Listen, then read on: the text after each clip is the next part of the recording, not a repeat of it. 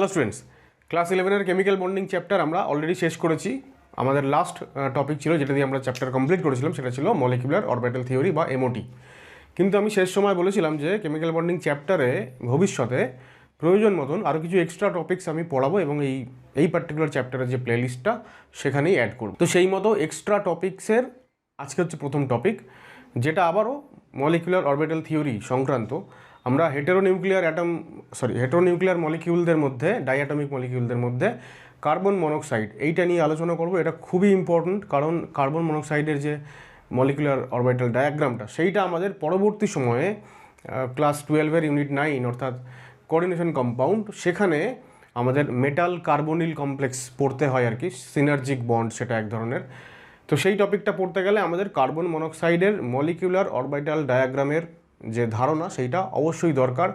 এইটা না থাকলে আমরা ওই পার্টিকুলার চ্যাপ্টারে গিয়ে মেটাল কার্বনিল কমপ্লেক্সের যে গঠন বা তাদের যা বৈশিষ্ট্য সেইগুলো বুঝতে অনেকটা অসুবিধা হবে।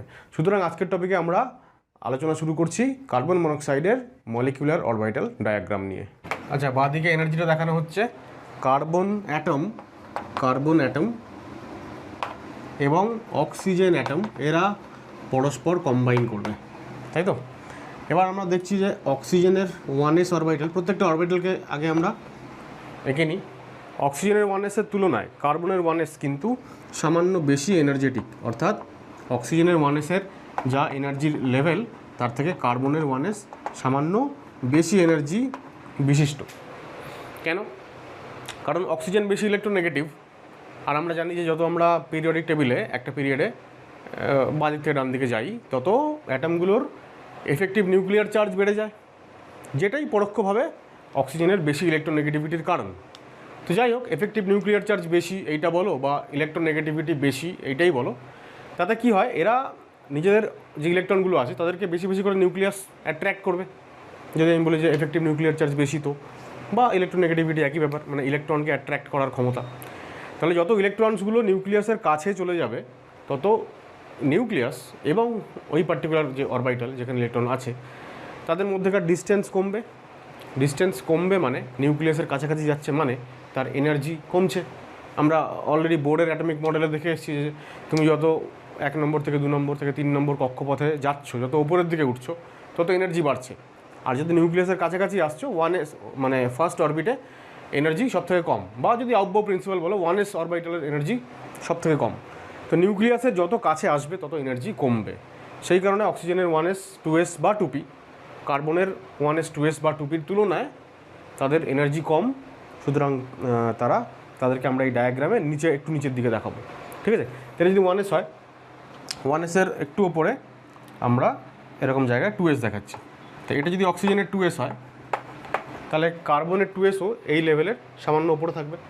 কার্বনের 2sটা ধরো এরকম একটা জায়গাতে আছে, this is 2s of carbon. 2pর ক্ষেত্রেও তাই। 2p যদি অক্সিজেনের এরকম জায়গায় দেখাই, এটা ধরো 2p অক্সিজেনের, সাপোজ এটা px, এটা py, এটা pz, তাহলে কার্বনের 2pটাও সামান্য উপরে থাকবে। ধরো এরকম জায়গায় গেছি, আমার বোর্ডে জায়গা কম, আদারওয়াইজ আরেকটু মানে ওপরে আরেকটু জায়গা পেলে ছবিটা আরেকটু বেটার হতো দেখতে। তো যাই হোক, ধরা যাক এটা px, py, pz, এটা হচ্ছে কার্বনের 2p। সুতরাং দেখাই যাচ্ছে যেহেতু একই রকমের যে অরবিটালগুলো তাদের এনার্জি লেভেল পরস্পরের সঙ্গে আলাদা, একই নয়। সুতরাং এমওটির যে মূল যে কনসেপ্ট, অর্থাৎ LCAO, linear combination of atomic orbital, সেইগুলো এখানে সম্ভব হবে না। লিনিয়ারলি এরা কম্বাইন হতে পারবে না, কারণ এনার্জি লেভেলটা একই হতে হয় কম্বাইন করতে গেলে বা ওভারল্যাপ করতে গেলে, যাতে করে মলিকুলার অরবিটাল বা এমও তৈরি হতে হয়। তো যেহেতু এখানে LCAO সম্ভব নয়, তাহলে তো কার্বন মনোক্সাইড মলিকিউলটাই তৈরি হওয়ার কথা নয়। কিন্তু আমরা জানি কার্বন মনোক্সাইডের এক্সিস্টেন্স আছে। তো এইটাকে ব্যাখ্যা করার জন্য নতুন একটা কনসেপ্ট আনা হলো। নতুন না, অ্যাকচুয়ালি পুরনো কনসেপ্টই নতুনভাবে আনা হলো। সেটা হচ্ছে আমরা ভ্যালেন্স বন্ড থিওরিতে পড়েছি হাইব্রিডাইজেশন মানে ফাইনালি যদি হয় sp বা sp2 বা sp3, আমরা বলি s এবং p অরবিটাল পরস্পর মিক্সড হয়েছে। তাহলে হাইব্রিডাইজেশন মানে ফাইনালি মিক্সিং অফ অরবিটালস। এবার এই মিক্সিং কখন ঘটে? যখন একটা সেন্ট্রাল অ্যাটম, তাকে ঘিরে অনেকগুলো সারাউন্ডিং অ্যাটম তারা যখন আসছে বন্ড তৈরি করার সময়, তখন সেন্ট্রাল মেটাল অ্যাটমের এফেক্টিভ নিউক্লিয়ার চার্জ বেড়ে যায়। এর ফলে আমরা যেটা দেখতে পাই সেটা হচ্ছে যে অরবাইটালগুলোর কন্ট্রাকশান হয়, অরবাইটাল কন্ট্রাকশান। একটা ভিডিও আমি এর আগে বানিয়েছিলাম হাইব্রিডাইজেশন পড়ানোর সময় আর কি, যে হাইব্রিডাইজেশন কী করে ঘটে, কী করে মানে কোন শর্তে আমরা কী করে বুঝবো যে একটা সিস্টেমে হাইব্রিড অরবাইটাল তৈরি হবে নাকি হবে না। এই রকম একটা ডিটেলড আলোচনা একটা ভিডিওতে আমি করেছিলাম, চাইলে সেটা দেখে নিতে পারো, আমি ডেসক্রিপশন বক্সে লিঙ্ক দিয়ে রাখবো। তো সেইখানে আমরা দেখেছিলাম যে এরকম অরবাইটাল কন্ট্রাকশনের ফলে ফাইনালি অরবাইটাল যদি কন্ট্রাক্টেড হয়, মানে তাদের মধ্যেকার যদি ডিস্টেন্স কমতে থাকে, মানে সবাইকেই নিউক্লিয়াস টানছে, তাহলে একেও টানবে একেও টানবে, তো এদের মধ্যেকার যে ডিস্টেন্স সেইটা যত বেশি অরবাইটাল কন্ট্রাক্টেড হবে তত বেশি কমে আসবে, এবং যেই ডিস্টেন্স কমে আসবে তখন এদের মিক্সিং হওয়ার সম্ভাবনাটা বাড়বে, অর্থাৎ হাইব্রিডাইজেশন এর সম্ভাবনা বাড়বে, এবং একটা এসের সঙ্গে একটা 2s এর সঙ্গে একটা 2p অরবাইটাল মিক্সড হবে, এবং এখানে sp হাইব্রিড অরবাইটাল তৈরি হবে। কিন্তু ভিবিটিতে আমরা যে sp হাইব্রিড অরবিটালের কথা জেনেছি, সেখানে যদি একটা s এবং একটা p মিক্সড হয়, তাহলে যে দুটো sp তৈরি হয় সেই দুটো sp অরবিটালেরও কিন্তু এনার্জি একই হয় দুটো। এক্ষেত্রে একটু আলাদা হবে, এক্ষেত্রে দুটো sp অরবিটালের এনার্জি হুবহু এক হবে না, একটু কম বেশি হবে আর কি। তা আমরা বলছি যে এই একখানা pz আর এই একখানা মানে একটা 2pz একটা 2s, এরা মিলিয়ে দুটো হাইব্রিড অরবিটাল তৈরি করবে। তো একটা অরবিটাল হচ্ছে এরকম আর একটা অরবিটাল এরকম, একটু এদের মধ্যে এনার্জির একটু ডিফারেন্স আছে। তো এইটার নাম দিলাম sp, এটার নাম দিলাম sp। ধরা যাক এটা sp1, এটা sp2, ওদিকেও তাই হবে। তাহলে এই 2s আর এদিকে pz এরা কম্বাইন হবে। কম্বাইন হওয়ার পরে এখানে ধরো তৈরি হলো একটা sp1 আর এখানে একটা sp2, দুখানা হাইব্রিড অরবিটাল তৈরি হলো। ঠিক আছে, তো এইবার আমরা দেখব যে কীভাবে কম্বিনেশনটা ঘটে। এখন আমরা দেখছি, দেখো কার্বনের যে নিচের দিকের যে 2sটা sp হাইব্রিড অরবিটালটা, সেইটার সঙ্গে অক্সিজেনের যেটা হায়ার এনার্জি sp অরবিটাল, এদের এনার্জি পরস্পর একদম ইকুয়াল হয়ে গেছে, সুতরাং এরা লিনিয়ারলি কম্বাইন্ড হয়ে মলিকুলার অরবিটাল বানাতে পারবে। সুতরাং এই দুটো হাইব্রিড অরবিটাল যদি লিনিয়ার কম্বিনেশনে যায়, তাহলে সিগমা বন্ড তৈরি হবে, দুখানা এমও তৈরি করবে, তার মধ্যে একটা হচ্ছে sigma BMO bonding molecular orbital, আর একটা হচ্ছে অ্যান্টি বন্ডিং মলিকুলার অরবিটাল। ঠিক আছে, তো এবার কি হচ্ছে দেখো, তাহলে অক্সিজেনের 1s কারোর সঙ্গে সমান নেই এনার্জিতে, সুতরাং এ কোনো বন্ডিংয়ে যাবে না। সুতরাং ফাইনালি আমরা যখন মাঝখানে এমওটা আঁকছি, তাহলে সেই এমওতে আমরা এদেরকে এরা যেরকম আছে অ্যাজ ইট ইজ সেরকম আমরা রেখে দিচ্ছি আর কি, সেরকম রেখে দিচ্ছি, মানে এরা কারোর সঙ্গে কম্বাইন্ড হবে না। ঠিক আছে, এই একটা ঠিক আছে। এবার যদি এরা কারোর সঙ্গে কম্বাইন্ড না হয়, একা একা যেরকম ছিল সেরকম যদি পড়ে থাকে, তাহলে আমরা এদেরকে কি বলবো, কি ধরনের মলিকুলার অরবিটাল বলবো? নন বন্ডিং মলিকুলার অরবিটাল, মানে এমন মলিকুলার অরবিটাল যেগুলো বন্ডিংয়ে অংশগ্রহণ করলো না। সুতরাং এটা হবে NBMO, 1s থেকে আসা NBMO, এটাও হচ্ছে NBMO নন বন্ডিং মলিকুলার অরবিটাল, যেটা হচ্ছে 1s থেকে এসছে, রাইট। এই 2s থেকে আসা এখানেও একটা নন বন্ডিং এমও তৈরি হবে, 2s। ঠিক আছে, না একটু ভুল বললাম, 2s থেকে অ্যাকচুয়ালি কিছু তৈরি হবে না। কারণ কি দেখো,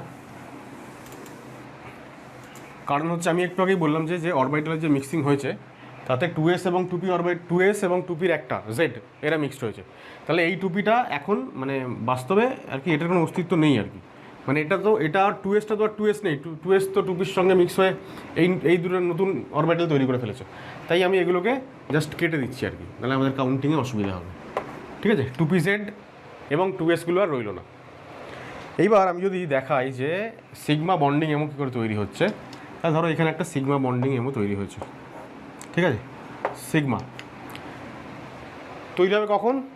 এটা এবং এটা এদের কম্বিনেশানে। তাহলে কীরকম হবে দেখো,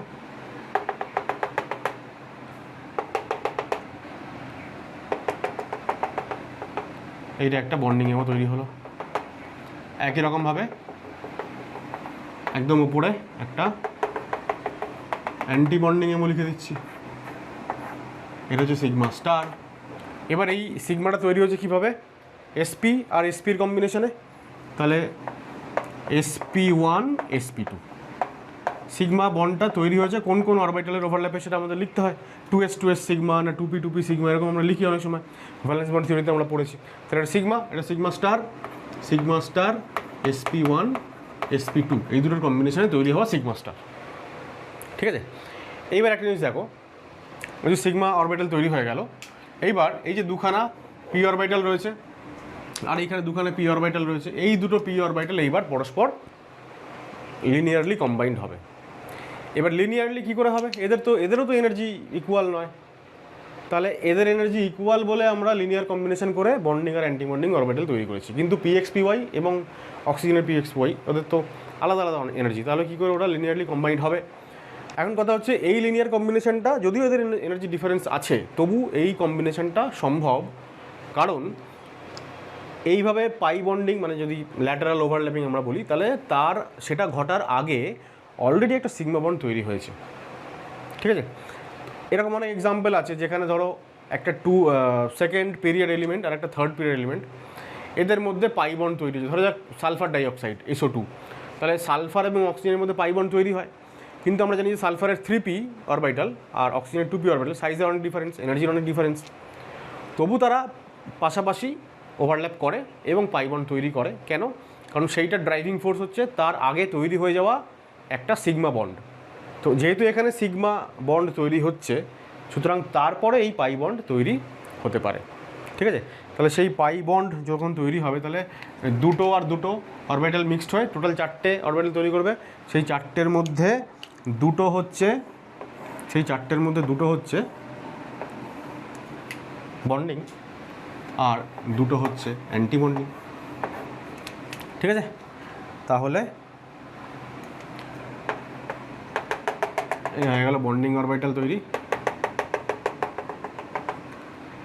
আর এই হয়ে গেল অ্যান্টি বন্ডিং। ঠিক আছে, বন্ডিং অ্যান্টি বন্ডিং হয়ে গেল, এবং এগুলো কি অরবিটাল তৈরি করলো, যেহেতু পি অরবিটালের পাশাপাশি ওভারল্যাপ হচ্ছে, সুতরাং পাই বন্ড তৈরি হবে। তাহলে পাই দেখো পিএক্স আর পিওয়াই, আর ওদিকে পিএক্স পিওয়াই এরা মিশেছে, তাহলে পাই 2px একটা আর একটা পাই 2py, তাহলে এখানেও এটা পাই স্টার 2py, এটা পাই স্টার 2px হয়ে গেল। এবং দেখো কার্বনের এই যে sp অরবিটালটা, এটা কিন্তু রিঅ্যাকশান করেনি কারোর সঙ্গে, সুতরাং এটাকেও আমরা বলবো যে এটা অ্যাজ ইট ইজ পড়ে থাকবে এখানে নন বন্ডিং এমও হিসাবে। ঠিক আছে, ব্র্যাকেটে sp2 লিখে দাও, এখানটা জায়গা লিখলে বিষয়টা দেখতে একটু বিচ্ছিরি হয়ে যাবে। এই sp-টাও তাই, এটাও নন বন্ডিং হিসাবে রয়ে গেল। ঠিক আছে, তাহলে এই হয়ে গেল আমাদের কমপ্লিট এমও ডায়াগ্রাম। এবার এখানে কী করতে হবে, আমাদের এখানে ইলেকট্রনগুলোকে তাদের জায়গা দিতে হবে। কার্বনের ইলেকট্রন কটা? 6টা, অক্সিজেনের কটা? 8টা, টোটাল 14টা ইলেকট্রনকে আমাকে জায়গা দিতে হবে।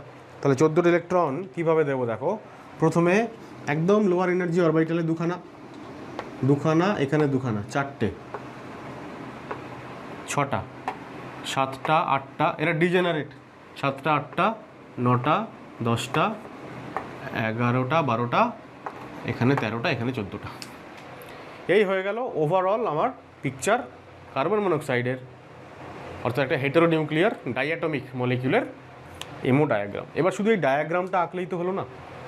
প্রথম কথা হচ্ছে, ডায়াগ্রাম আঁকতে গিয়ে আমি যা বলেছি যে এদের এনার্জি সেম নয়, কেন নয়, তারপরে এ আর এ কেন কম্বাইন্ড হলো না, ঠিক আছে, এখানে মিক্সিং কীভাবে হলো, ইত্যাদি যা ডিটেলড আমি এক্সপ্লেইন করলাম, আমি চাইবো তোমরা প্রত্যেকটা কথা খাতায় লিখে রাখো। তা নাহলে পরবর্তী সময় এই ছবিটা দেখে তার এই যে ব্যাকগ্রাউন্ডটা কীভাবে এটা তৈরি হচ্ছে, এইটা কিন্তু আর মনে থাকবে না, ফলে পুরো বিষয়টা কিন্তু খুব জটিল একটা জায়গায় চলে যাবে। সুতরাং আমি আবারও তোমাকে আরেকবার বলছি যে যা যা আমি বললাম ডায়াগ্রামটা আঁকতে গিয়ে সেই সমস্ত ব্যাপারগুলো পয়েন্ট ওয়াইজ লিখে রাখো। এরপর আমাদের কাজ হচ্ছে ইলেকট্রন দিয়ে দেওয়ার পরে প্রথম কাজ হচ্ছে বন্ড অর্ডার বের করা। তাহলে এখান থেকে আমরা প্রথম যে ইনফরমেশনটা পাবো 1 নম্বর, সেটা হচ্ছে bond order, number of bonding minus anti bonding by 2। এবার এইগুলো তো নন বন্ডিং এমো, বন্ডিং এমো কোনগুলো? একটা আর এই দুটো, তিনটে। তাহলে বন্ডিং ইলেকট্রন কটা? 6টা দেখতে পাচ্ছি, আর অ্যান্টি বন্ডিং পুরোপুরি ফাঁকা। তাহলে বন্ড অর্ডার 6 মাইনাস 0 বাই 2 মানে 3। সুতরাং কার্বন মনোক্সাইডে কার্বন এবং অক্সিজেন অ্যাটমের মধ্যে কটা বন্ড থাকবে? 3টে বন্ড। ঠিক আছে, তো দেখো 2 নম্বর স্ট্রাকচার, কার্বন 3টে বন্ড দিয়ে দিলাম, বন্ড অর্ডার 3 দেখাচ্ছে, তো 3টে বন্ড দিলাম। আর একটা জিনিস খুব ভালো করে লক্ষ্য করো, এটা তো ইনার অরবিটাল, ভ্যালেন্স শেলের যে অরবিটাল 2s2p, সেইখান থেকে তৈরি হওয়া যে এমও, এই এমোর মধ্যে আমরা দেখতে পাচ্ছি যে অক্সিজেনের একটা নন বন্ডিং এমওতে 2টো ইলেকট্রন আছে, মানে একটা ইলেকট্রন পেয়ার আছে, আর কার্বনেরও তাই আছে।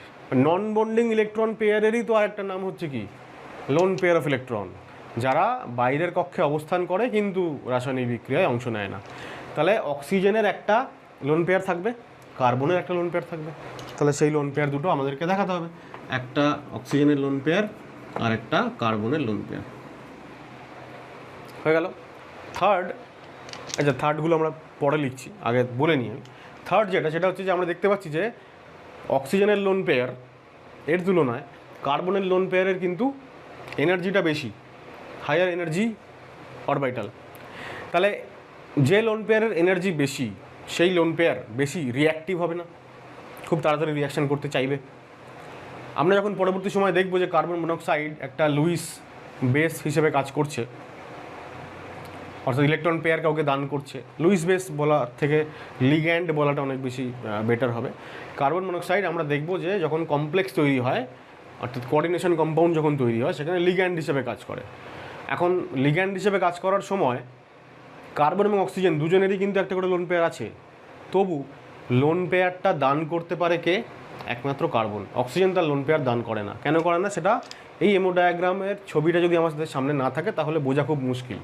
আমরা দেখতে পাচ্ছি যে কার্বনের লোন পেয়ার হায়ার এনার্জি সম্পন্ন, বেশি এনার্জি সম্পন্ন, সুতরাং ওর রিঅ্যাক্টিভিটি বেশি, তাই ও সবার আগে রিঅ্যাকশানে যাবে। ক্লিয়ার? 3 নম্বর পয়েন্ট হয়ে গেল। ফোর্থ পয়েন্ট দেখো, আমরা দেখতে পাচ্ছি যে ফোর্থ পয়েন্টে আমরা যেটা বলবো সেটা হচ্ছে যে ফোর্থ পয়েন্টটা অ্যাকচুয়ালি আমি থার্ড পয়েন্ট হিসাবে এখানে লিখছি, আর থার্ডে যেটা বললাম সেটা পরে আমি লেখাচ্ছি।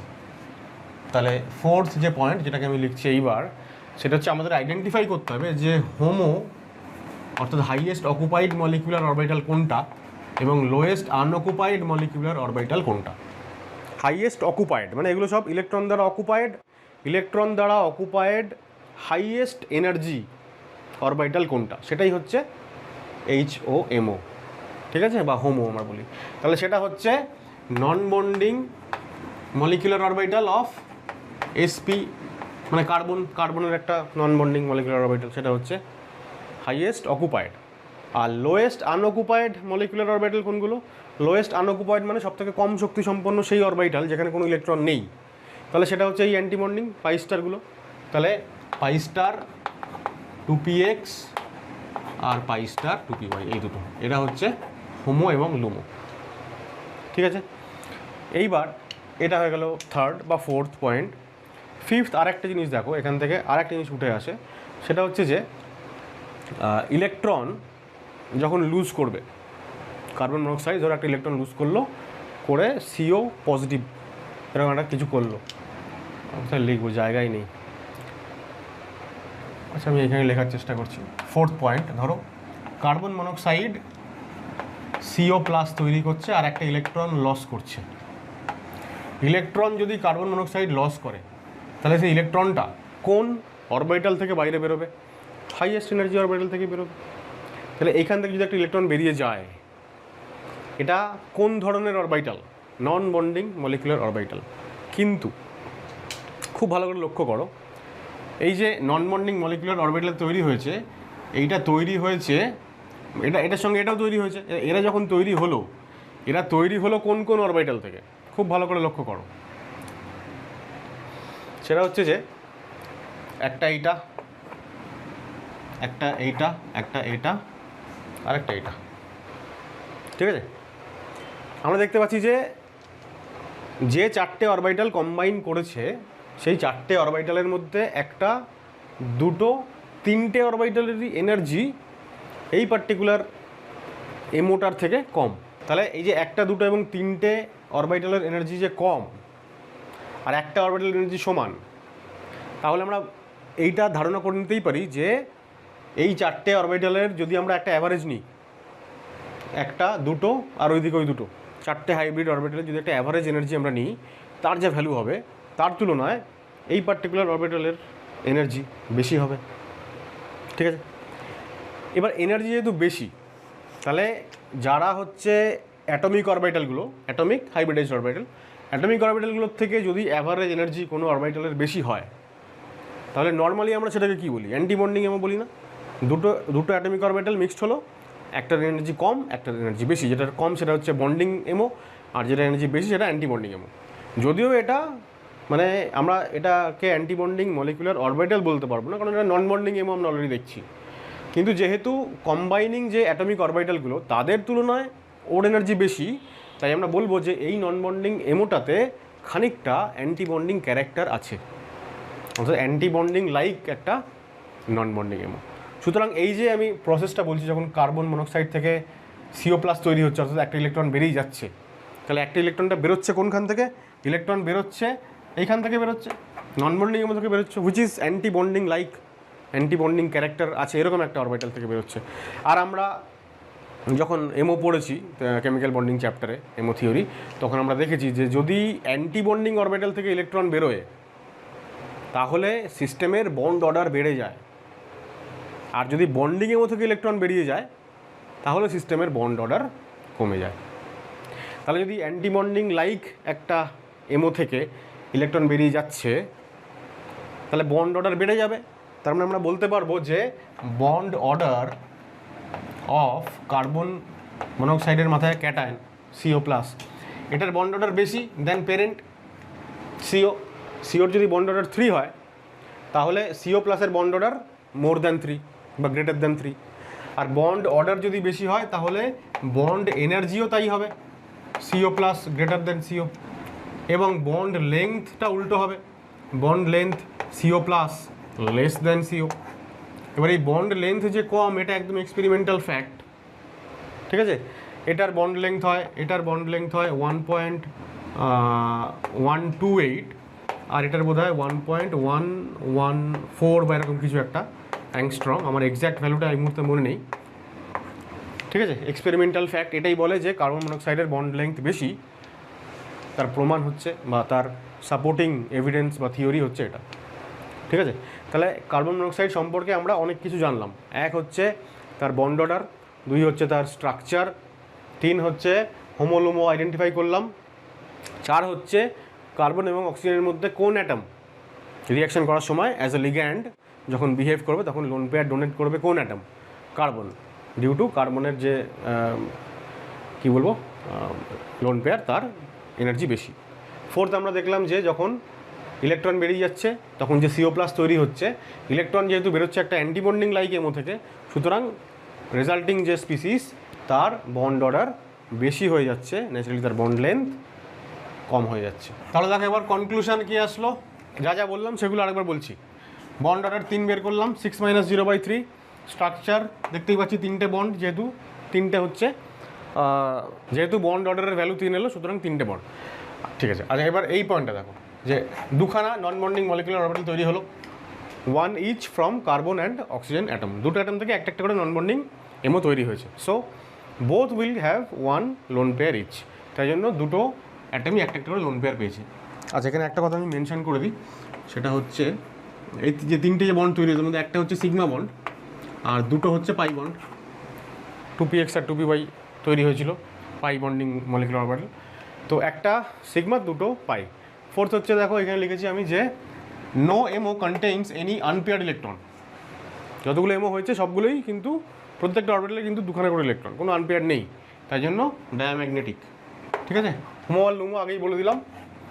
এবার এটা হচ্ছে when CO acts as a ligand, CO যখন লিগ্যান্ড হিসেবে কাজ করে, আমরা কোঅর্ডিনেশন কেমিস্ট্রিতে পড়বো, lone pair of carbon is donated to central metal atom, that is carbon is the donor atom. তো লোন পেয়ার যে দান করে তাকে ডোনার অ্যাটম বলি। এখন যেহেতু CO মলিকুলের মধ্যে কার্বন হচ্ছে লোন পেয়ার দান করছে, তাই কার্বন হচ্ছে ডোনার, অক্সিজেন ডোনার না। কেন?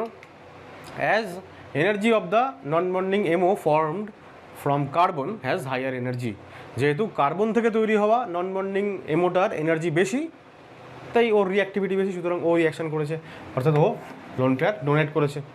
আর যেটা মোস্ট ইম্পর্টেন্ট সেটা হচ্ছে যে যখন এই রিঅ্যাকশনটা হয়, ইলেকট্রন বেরোয় থেকে হোমো থেকে, হোমো হচ্ছে non bonding MO। During this process electron is removed from non bonding MO which has decent anti bonding character. Anti bonding character আছে কী করে বুঝবো?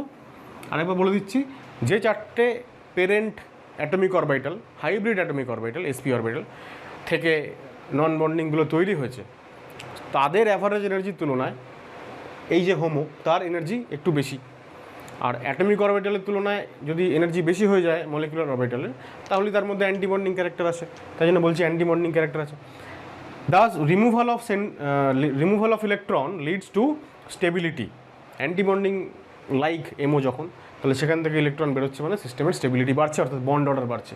And bond order will increase in CO plus then that in CO। COর তুলনায় bond order বাড়বে। তাহলে bond order ছিল COতে কত? 3, তাহলে CO প্লাসে বন্ড অর্ডার গ্রেটার দেন 3, ঠিক আছে?